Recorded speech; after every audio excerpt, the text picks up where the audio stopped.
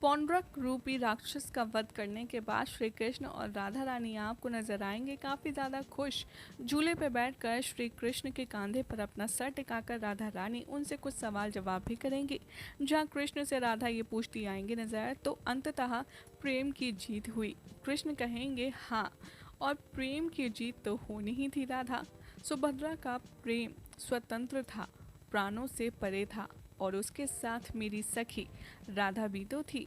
उसकी जीत तो निश्चित है। यहाँ पर कृष्ण से कहेंगी तो अब आगे क्या कृष्ण यहाँ पर राधा जी को रिप्लाई करेंगे और कहेंगे पांडवों का राजसूय यज्ञ अभी शेष है और धर्म प्रवक रूप से हो रहा है, लेकिन दुर्योधन उसे भी खराब करना चाहता है, इसीलिए उसने वहां जरासंध को भेजा है। तो उसके लिए जरासंध का अंत अनिवार्य है। राधा कहती हैं तो यानी कि वो उसके भले के बारे में नहीं सोच रहा है। जरासंध का वध करने के लिए तुम्हें पुनः जाना होगा।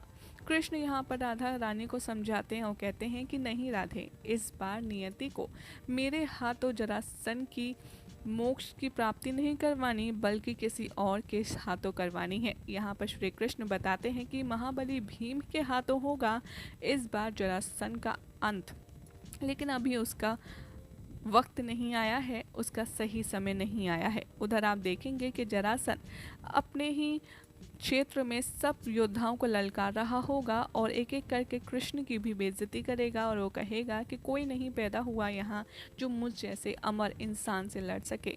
यहाँ पर कोई भी मुझसे कुछ लड़ नहीं सकता क्योंकि किसी में इतना दम और कितना परामर्श है ही नहीं। भीम को गुस्सा आता है, वो लड़ने के लिए सज्ज हो जाते हैं और वो जा ही रहे होते हैं। दूसरी तरफ श्री कृष्ण अपना मोटपंख उनको भेजते हैं और उससे देखकर भीम समझ जाते हैं कि ज़रूर माधव को इशारा कर रहे हैं और सही समय नहीं आया है जरासंध से युद्ध करने का, इसलिए वो खुद का क्रोध शांत करते हैं और खुद को रोक भी लेते हैं। दूसरी तरफ आप देखेंगे कि कैसे जरासंध के बारे में श्री राधा रानी को हमारे कृष्ण बताते आएंगे नजर, और वो कहेंगे कि जो जरासंध है वो इतना अमर है कि उसके चाहे जितने भी टुकड़े कर लो वो उतनी बार जुड़ सकता है, किंतु संसार में हर एक अधर्मी को मारने का परिधान है। भीम को गुस्से पर नियंत्रण रख के उसी उपाय को सोचना होगा, क्योंकि उपाय तो अवश्य होगा। यही सब आप देखने वाले हैं अपकमिंग एपिसोड में। उसके बाद शिशुपाल आएगा जरासंध के पास और वो कहेंगे कि हम दोनों ही अमर हैं। हाथ में शिशुपाल के कृष्ण की बांसुरी होगी, जिसे देखकर जरासंध बहुत ज़्यादा बेइज्जती करेगा श्री कृष्ण की और उनके नए नए नाम निकालकर उन्हें कभी भगोड़ा तो उन्हें कभी डरपोक कहेगा।